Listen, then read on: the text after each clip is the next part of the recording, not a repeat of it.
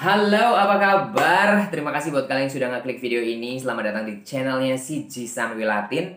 Gue CG, salam kenal. Dan gue doakan kalian semuanya lagi dalam keadaan yang sehat. Oke, jujur ya, pernahkah terbersit dalam pikiranmu untuk mencelakai atau melukai orang pada saat kamu kecil?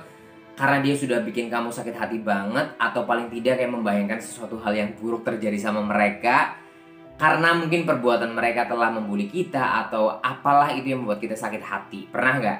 Tapi aku yakin pikiran itu cuman kayak terbersit atau terlintas begitu saja dan hanya terjadi di momen itu aja. Maksudnya kamu nggak berpikir setiap hari ingin mencelakai dia atau benar-benar melakukannya kan? Dan aku yakin kalian pasti akan setuju kalau ini sangat mengkhawatirkan kalau ada anak baru berusia 10 tahun tapi punya fantasi atau keinginan membunuh hampir setiap hari itu kayak pengen membunuh gitu.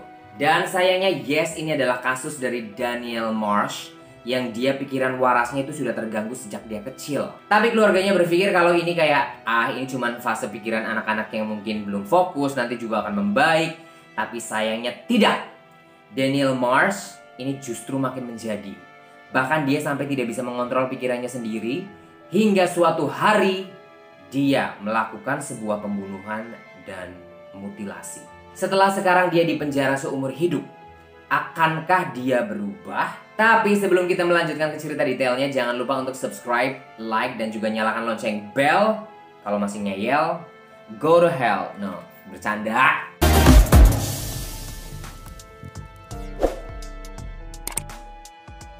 Jadi kasus ini terjadi di Davis, California. Ini adalah kota asal dari Daniel Marsh. Jadi dia lahir pada tanggal 14 Mei 1997 dari pasangan Bill dan juga Sherry.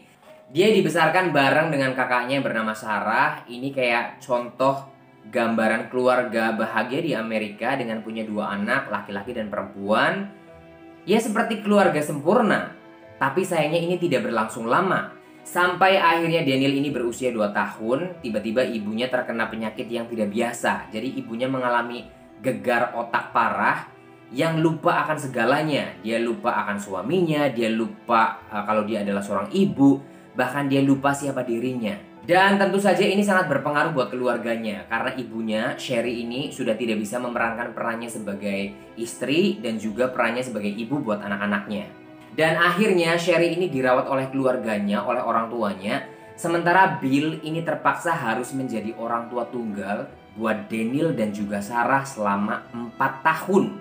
Kenapa 4 tahun? Yes, karena tiba-tiba tim medis menyatakan setelah 4 tahun dirawat, akhirnya ibunya dinyatakan sembuh dan bisa siap untuk kembali berkumpul dengan keluarganya dan juga siap untuk memerankan kembali perannya sebagai ibu dan juga istri. Dan jujur ini sangat mempengaruhi kondisi psikolog dari Daniel karena setahu Daniel sebagai anak kecil yang baru berusia 2 tahun pada saat itu, dia merasa ibunya meninggalkan begitu saja dan tiba-tiba ibunya kembali seperti tidak terjadi apa-apa. Ya ini mungkin oke lah ada alasan bahwa dia pergi karena dia dirawat karena sakit. Tapi ngomong sama anak kecil yang baru berusia 2 tahun kan pasti gak ngerti kan. Sekembalinya ibunya di rumah, suasana di rumah itu semakin rumit. Jadi Sherry ini ibunya tidak pernah mengaku kalau dirinya tuh kena penyakit demensia atau lupa segalanya. Terus bapaknya bilang, emang kemarin 4 tahun pergi itu kemana kalau nggak karena sakit? Tapi mungkin ini kayak masih ada dalam pengaruh penyakitnya, kayaknya dia mungkin lupa kali ya. Tapi justru dari pertengkaran kecil-kecil seperti itu akhirnya terjadi pertengkaran besar dan hampir setiap hari terjadi pertengkaran antara Bill dan juga Sherry. Tapi sayangnya, pertengkaran semuanya ini disaksikan oleh anak-anaknya Daniel dan juga Sarah.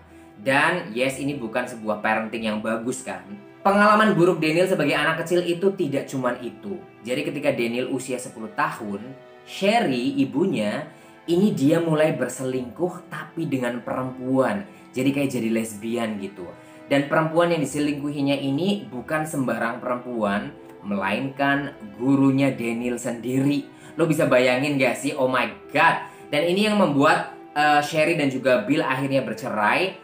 Dan Bill akhirnya memutuskan untuk keluar dari rumah itu. Sementara perempuan pacarnya ini, gurunya Daniel yang dibawa masuk ke rumah itu. Dan akhirnya mereka tinggal bersama.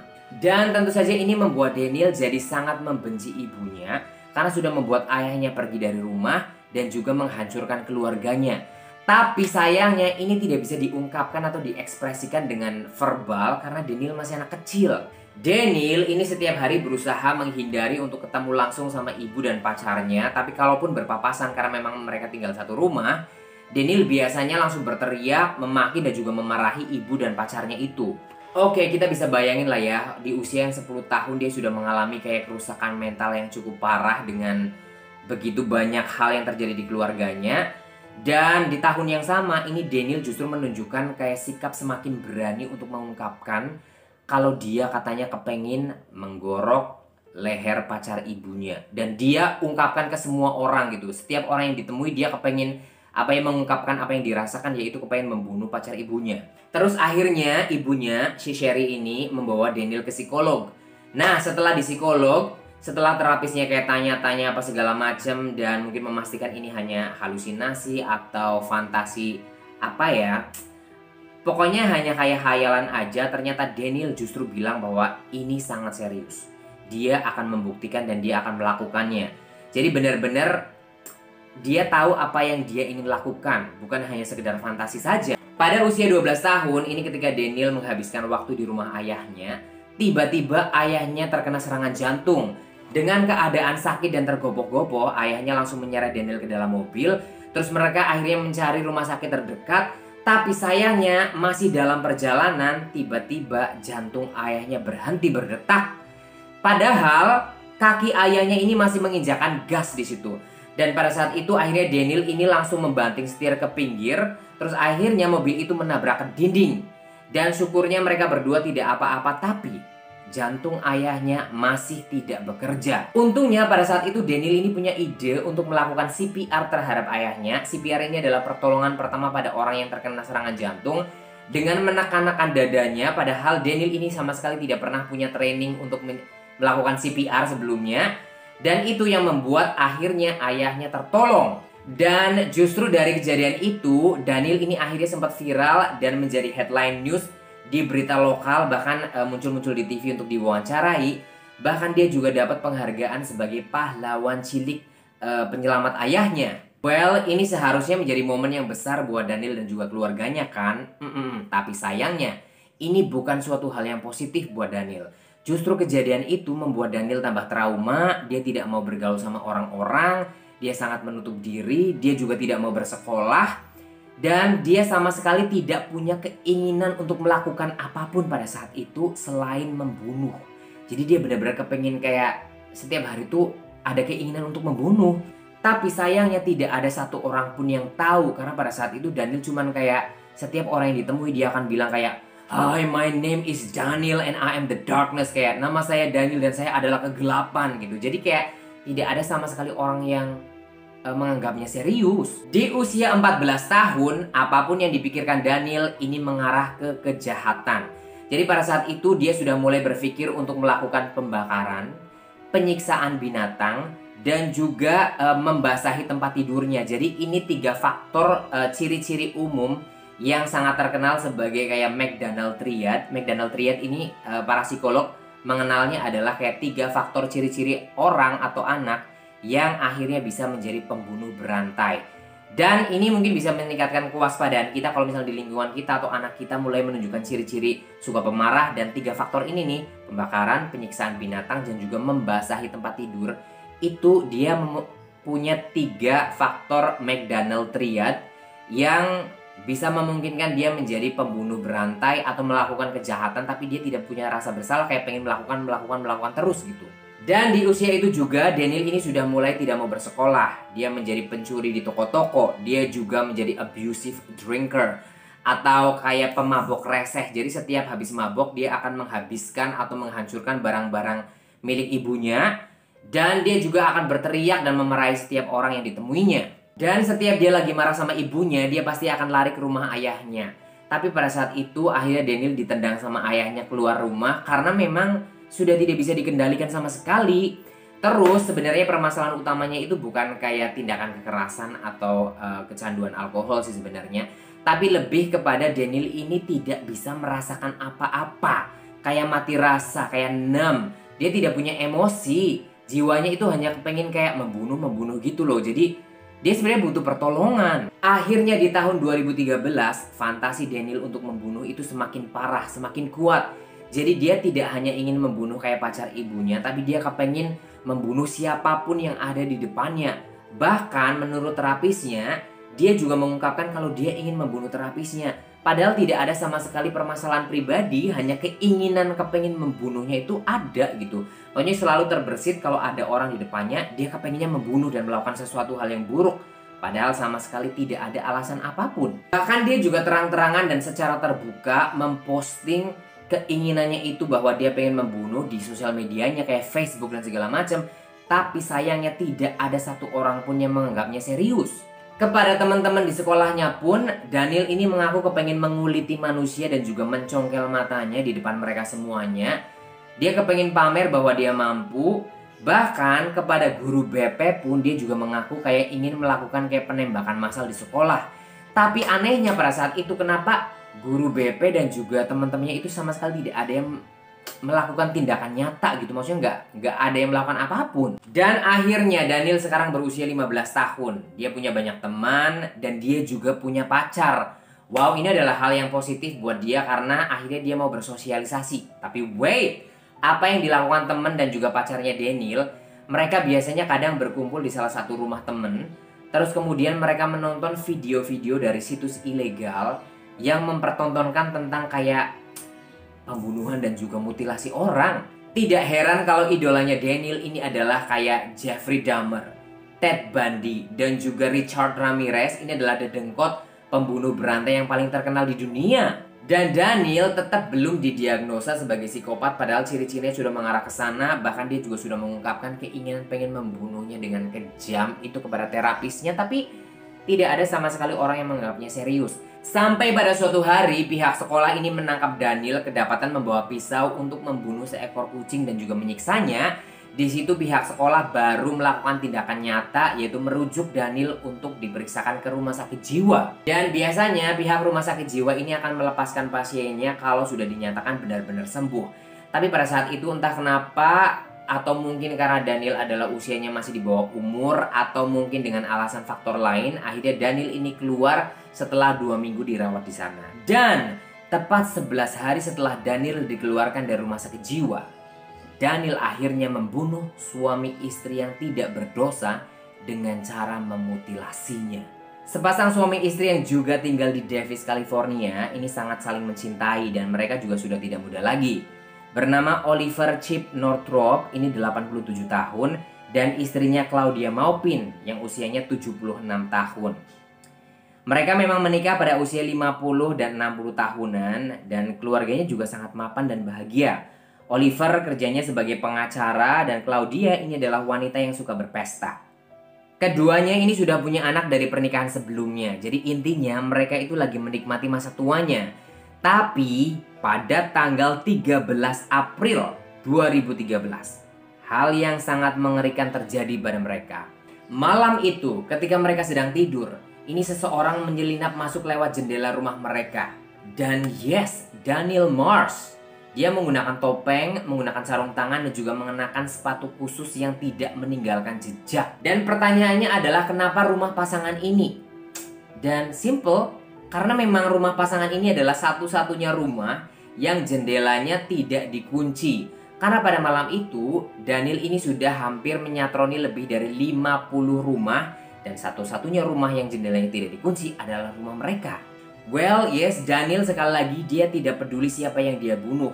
Dia masuk lewat jendela yang ada di dapur, kemudian dia langsung naik ke tangga dan menuju ke kamar Oliver dan Claudia.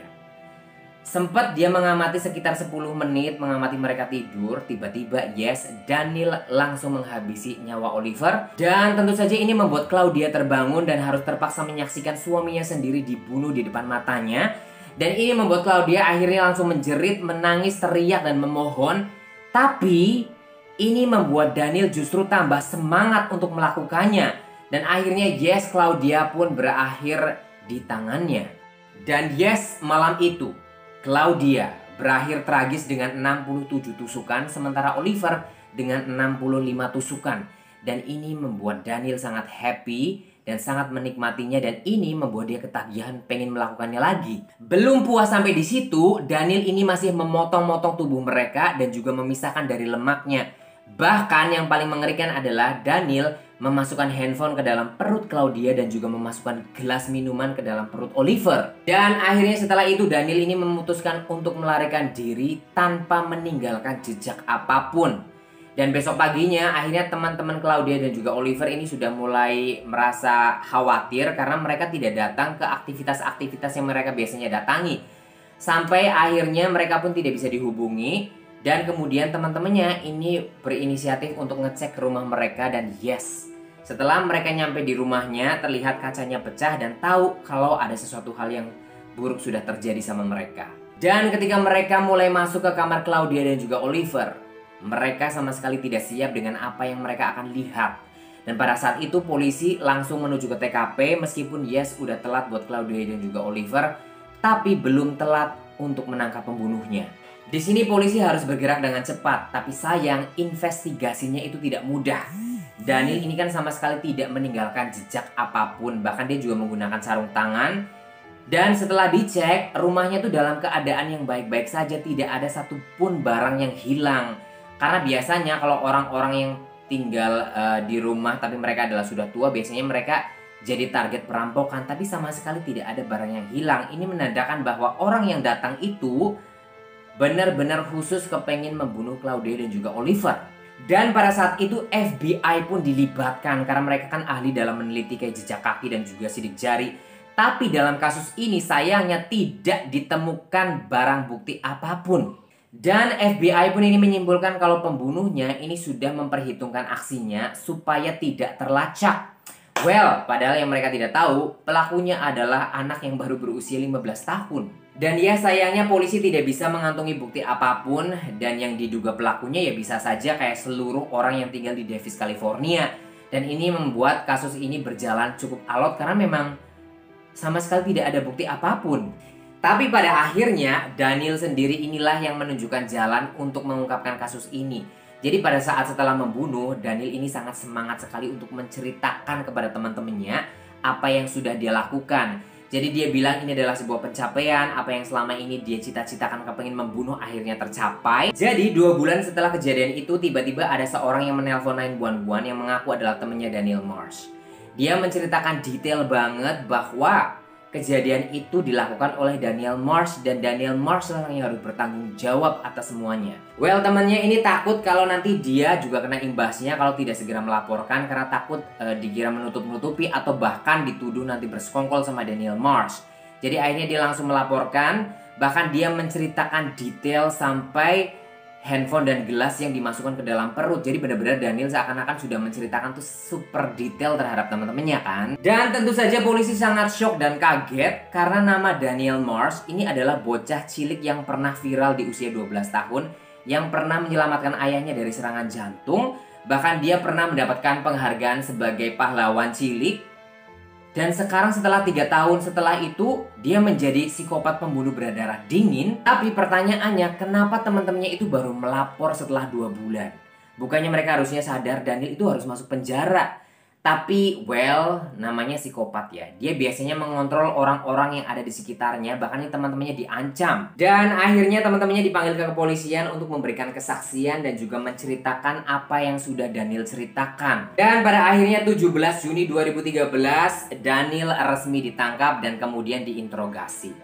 Awalnya dia sangat kalem, dia juga menyangkal semua tuduhan itu.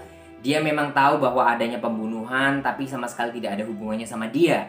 Tapi setelah detektif ini menunjukkan kesaksian video teman-temannya ketika bersaksi, di situ akhirnya Daniel mulai agresif. Daniel ini akhirnya marah di ruang interogasi dan menyalahkan polisi seolah-olah polisi yang salah telah membuat dia berada di posisi itu. Dan kalau misalkan polisi memang mau menolong, ya jangan dimasukkan ke penjara, masukkan aja ke rumah sakit jiwa dan dia minta diterapi katanya. Dan dia juga mengaku bahwa setelah melakukan pembunuhan itu, dia merasa sangat bahagia.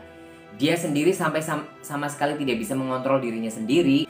Dan pengakuan Daniel ini sebenarnya sangat mudah buat detektif untuk langsung mendakwanya dengan pembunuhan berencana.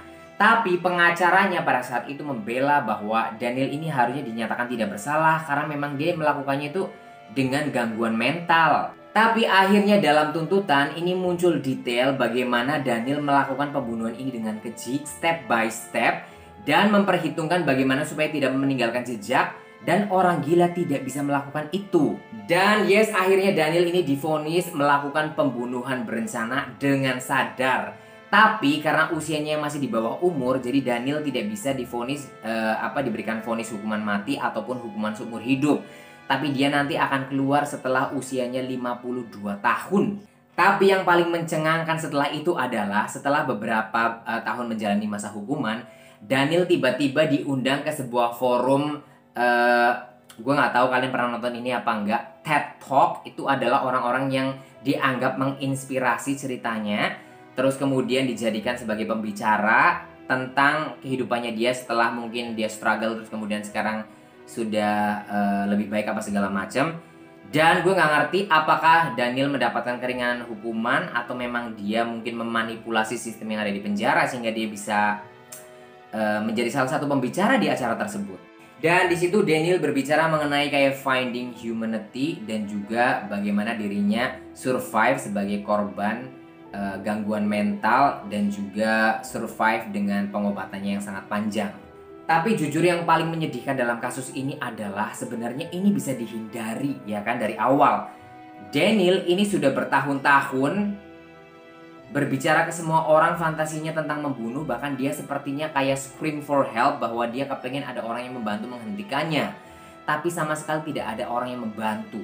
Hingga tahun 2013 semua sudah terlambat. Dan yes, begitulah akhir kasus dari Daniel Marsh. Terima kasih buat kalian sudah nonton sampai akhir. Semoga kalian terhibur, tapi terhibur dalam segi kayak teredukasi atau lebih kayak mari kita sama-sama meningkatkan kewaspadaan untuk melihat situasi sekitar. Kalau misalkan ada hal yang seperti itu, mungkin kita bisa melakukan aksi nyata untuk melakukan sesuatu hal yang mungkin bisa berguna, ya enggak sih? Oke, kalau begitu terima kasih ya. Gue Siji Sanwilatin. Sampai ketemu di kasus berikutnya. Bye!